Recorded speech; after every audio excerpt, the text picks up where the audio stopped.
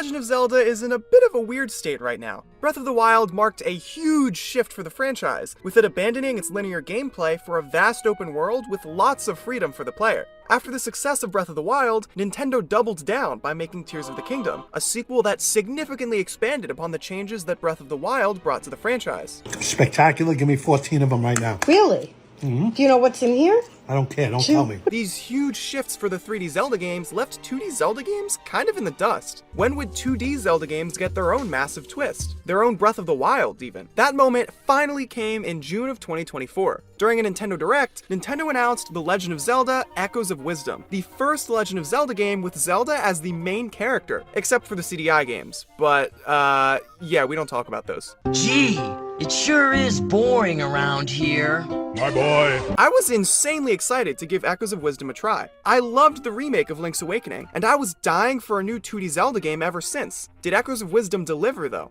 Echoes of Wisdom has the same graphics as the Link's Awakening remake, and I love it. The game looks like a cute diorama, and it's genuinely one of the best looking games on the Switch. The colors are bright and vibrant, and everything feels so alive. The Link's Awakening remake seems like the proper evolution of the 2D Zelda games we got on the 3DS, and I'm glad to see that Nintendo is keeping it going. The music in Echoes of Wisdom is also amazing. Zelda games always have banger soundtracks, and I'm glad that Echoes of Wisdom is no exception. The music fits the world and graphics so perfectly. I'm hoping that Nintendo adds the soundtrack to Nintendo Music soon, because I'd love to keep listening to the songs from the game. The graphics and music were amazing in Echoes of Wisdom, don't get me wrong, but the best aspect of Echoes of Wisdom is the gameplay. The gameplay is massively different from any other 2D Zelda game. In the other games, Link is equipped with weapons, the Master Sword, all these cool tools, you know, the whole 9 yards. But Zelda isn't nearly as well versed at fighting and doesn't have those kinds of tools at her disposal. As a result, Link is usually the main character, and Zelda is the one that usually needs saving. But in Echoes of Wisdom, it's way different. For the first time, Zelda is actually the main character, and as a result, the gameplay in Echoes of Wisdom is significantly different so that it can fit Zelda much better. The developers did this by introducing the Echo ability, the big twist of Echoes of Wisdom. The Echo ability lets Zelda copy items and monsters she finds throughout the world, using them to solve puzzles or fight enemies. Legend of Zelda games have always been about fighting monsters and solving puzzles, and that's still the case in Echoes of Wisdom, but the way that you go about doing those things is incredibly different. It's a small yet incredibly meaningful change that flips the world of Hyrule on its head. Was this new gameplay any better than how it used to be?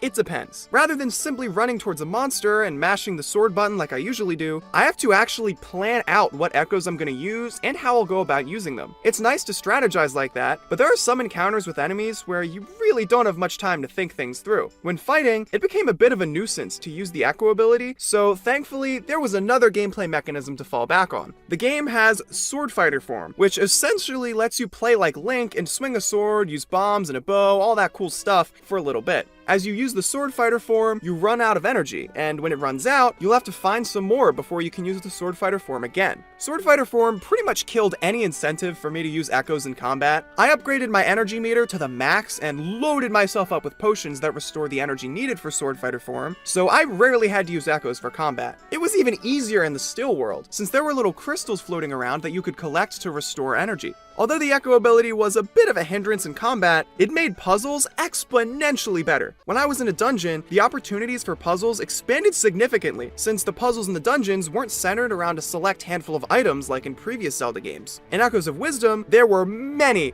ways to solve a puzzle, since there were so many echoes that I could use. I found that the puzzles in Echoes of Wisdom made me think outside the box way more than I did in previous Zelda games, and I loved how there were sometimes puzzles that you could solve in multiple ways thanks to all the echoes you have at your disposal. And speaking of dungeons, they were amazing in Echoes of Wisdom. People have been mourning the death of traditional dungeons in 3D Zelda games with Breath of the Wild and Tears of the Kingdom, and although I like the new direction that dungeons are going in with the new 3D games, I did enjoy the more traditional style that Echoes of Wisdom had. The dungeons were the perfect difficulty for me, where I wasn't super duper confused, but I wasn't breezing through them super quickly either. The dungeon difficulty was one of the biggest issues that I had with the Link's Awakening remake. There were a lot of dungeons that made absolutely no sense to me, and I simply couldn't solve without looking up a guide on YouTube. I'm glad that Nintendo fixed the difficulty with Echoes of Wisdom. The overworld in Echoes of Wisdom was much better too. The map in Echoes of Wisdom is 8 times bigger than the one in the Link's Awakening remake. The world in Link's Awakening seems like a pretty respectable size, don't get me wrong, and that actually makes the size of Echoes of Wisdom feel that much better. And it's not like the world of Echoes of Wisdom is massive but has a ton of dead space. It's actually loaded with items, puzzles, enemies, and more. So not only is it huge, but it's packed to the brim with stuff to explore. Like any 3D Zelda game, there were plenty of nifty things you could find in the overworld, like heart containers and rupees. In most 2D Zelda games, I just can't solve the puzzles, even if my life depended on it. And that's assuming I even found them, since plenty of the puzzles in the overworld are hidden way too well. In Echoes of Wisdom, though, I was actually able to figure them out. The puzzles fit into the world perfectly. It was laid out so well. I was able to use the water block echo to essentially create an elevator for myself, and I used the bed echoes to let me build bridges across big gaps. Although it made plenty of the overworld puzzles somewhat easy, I'd much prefer that than not having the slightest clue without looking up a guide on YouTube. And I'd much rather have easy puzzles than not even knowing there were puzzles there in the first place. I feel like 2D Zelda games are slowly becoming 2D versions of Tears of the Kingdom, and personally, I'm all for it. Echoes of Wisdom's world was massive, but it was still bursting at the seams with cool secrets to find. Although it was definitely more linear than Tears of the Kingdom, the game gave the players much more freedom than any other 2D Zelda game that I've played. I could choose the order of a lot of the dungeons, and there were so many side quests and modes with plenty of depth that someone could entirely skip over if they'd like.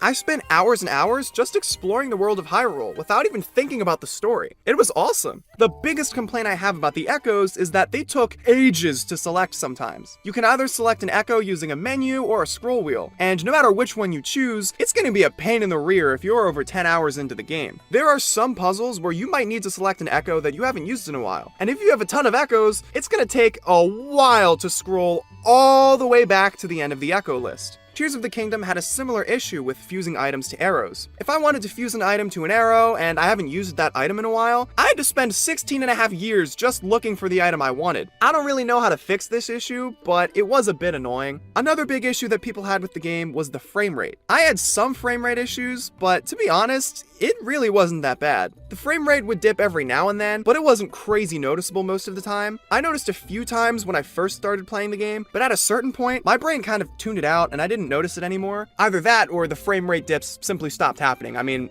I don't know, but either way, I didn't really notice them.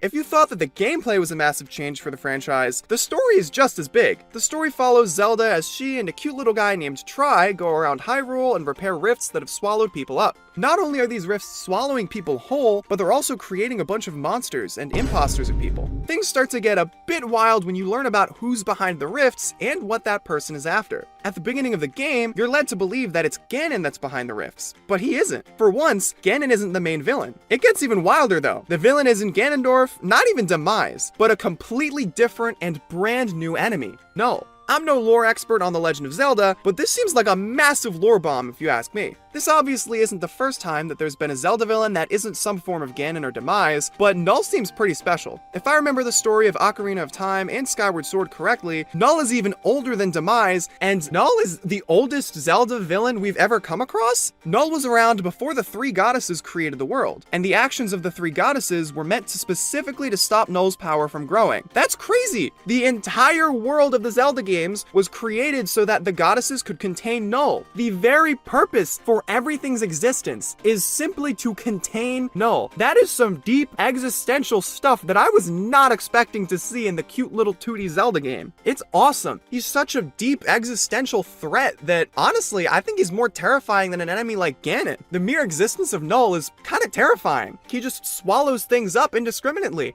Something else that struck me as weird is that Nintendo refuses to use the word Triforce in Echoes of Wisdom. Instead of recovering the Triforce, you're recovering the Prime Energy. I read an interview where Eiji Aonuma said that he didn't want to mention the Triforce because it would lead people to believe that the story would be the same as the other Zelda games. He believed that by using the term Prime Energy, and with the characters not really knowing that much about the Prime Energy, it would create a sense of mystery and suspense for the player. In the end, I think it worked out exactly like that. I'm not usually crazy invested in the stories of Zelda games. The timeline is cool and all, but if Nintendo just abandoned it, I really wouldn't mind. mind. That's not to say that Zelda games don't usually have good stories, but it's clear that Nintendo prioritizes the gameplay over the story, and I think that's the right decision. I'm playing Zelda games for puzzles and exploration, not necessarily just for the story. The story is there more like an added bonus to me. That being said, the stories of Echoes of Wisdom definitely motivated me to keep playing. I was genuinely interested to see what new stuff was being introduced to the franchise. The mystery that Eiji Aonuma was talking about was definitely something that motivated me to keep going through the game. Pair that with the addictive gameplay, and I couldn't put my Switch down. Overall, Echoes of Wisdom is an amazing game, and it's a huge step forward for The Legend of Zelda. The gameplay is a radical change from what we've seen before, and I love it. I think it's the gold standard for what Zelda games should be going forward. The story dropped an insane lore bomb on me, one that I genuinely was not expecting, and all in all, Echoes of Wisdom is a tremendous game that I am so very glad that I played. I cannot wait to see what Nintendo does next